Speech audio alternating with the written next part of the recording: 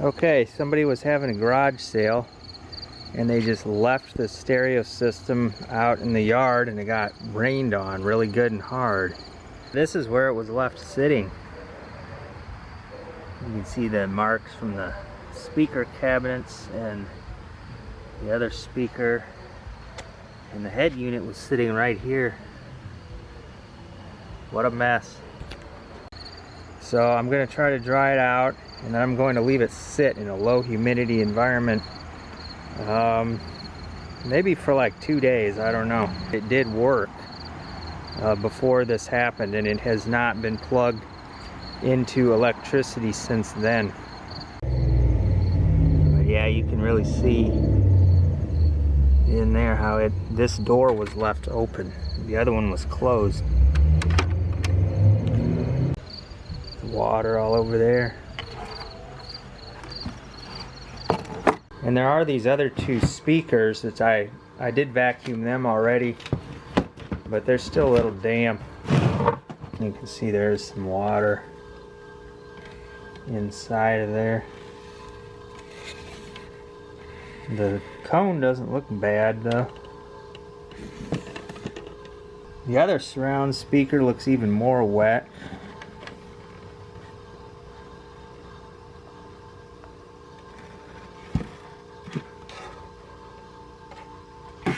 Got my big shop vac here, wet dry vac.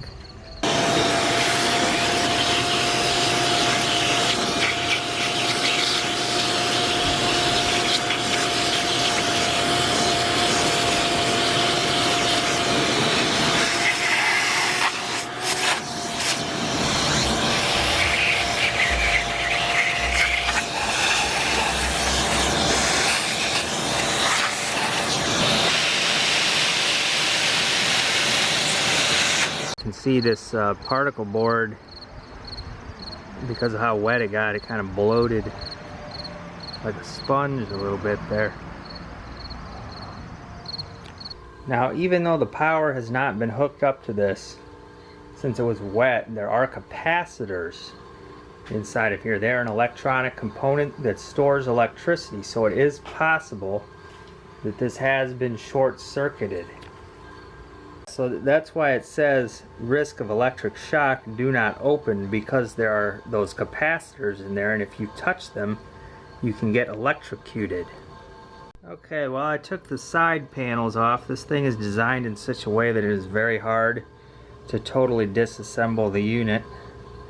Well, you can see all these components here. There's a chip there and plenty of opportunities for this to be ruined. I got the top panel off finally. It was really hard to get off. I thought it was going to break. But this is where the CDs go. And we can see on the other side. You can see a little better now.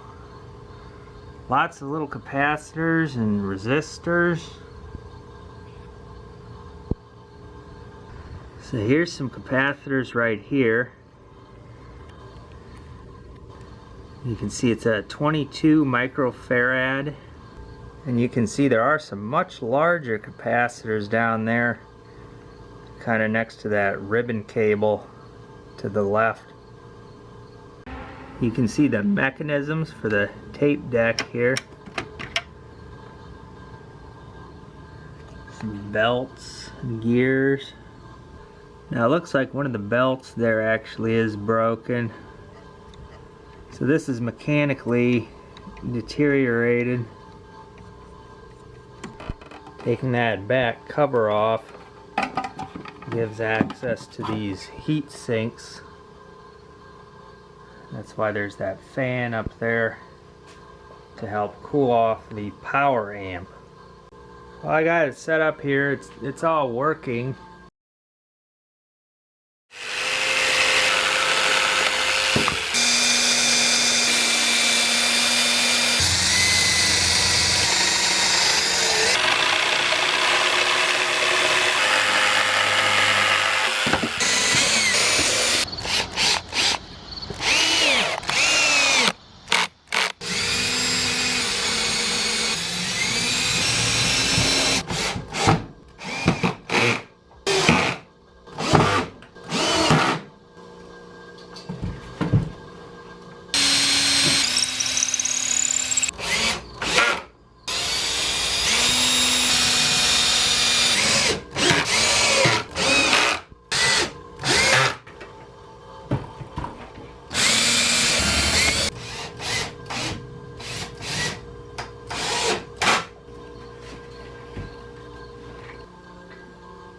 speakers mounted there. Another one over there. So you plug it in, and then it will go into a demo mode. And then you gotta press power, and it goes to the radio. And the CD is initializing up there. Got the volume turned all the way down so I don't get a copyright strike, but it is working. So you get it into CD mode, and then you can select which CD you want to play.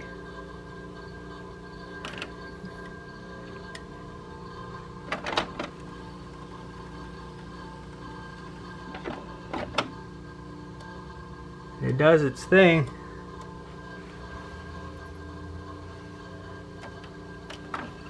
You can change the discs around. Now, when I first started this up, after I dried it out, the CD mechanism was actually jammed, so I had to unjam it. This door was opening and closing by itself, but what I did is I just pulled up a little bit on this blue tray and pushed on it, and that fixed it. No problems at all now. Now, since the belts are broken on the tape deck, I can't do anything with the tapes. They don't work. I can order a new set of belts. They do sell them. This machine is also a karaoke machine, so you got a microphone 1 and a microphone 2. You got headphones. So I can switch to this other mode right here, and then I can press microphone. It says microphone's off, so I turn the volume. I gotta get back into there. Now it's mic 1, mic level 1. Now this is the microphone I have, a Shure SM58. This is not a powered microphone. There's no switch on it. It is a dynamic microphone. So I did have to turn the volume up pretty high. Testing, 1, 2, to get sound to come out of it.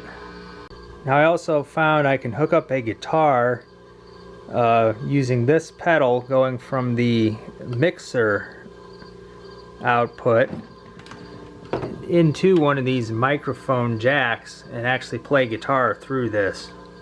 So I've got a balanced cable. Just put that into mic 1.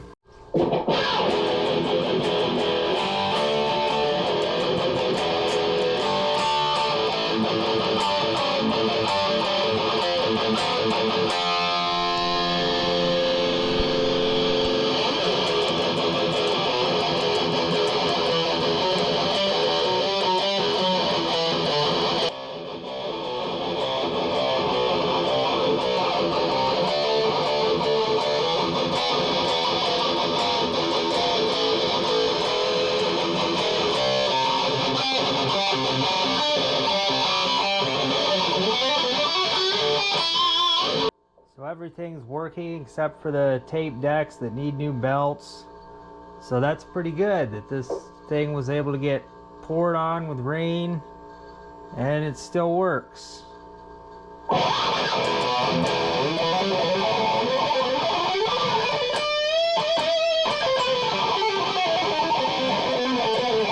So if you have a piece of electronics that got wet, it might not be ruined, but whatever you do, don't hook it up to power while it's wet.